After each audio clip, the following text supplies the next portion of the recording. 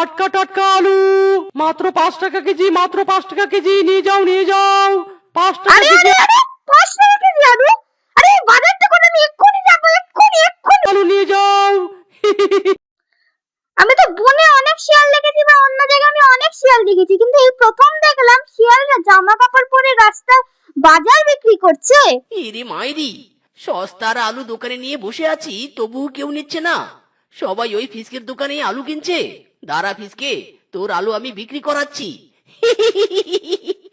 এই গাজর নিয়ে যাও, গাজর 2 কেজি গাজর নিলেই 1 কেজি আলু ফ্রি। এসো এসো।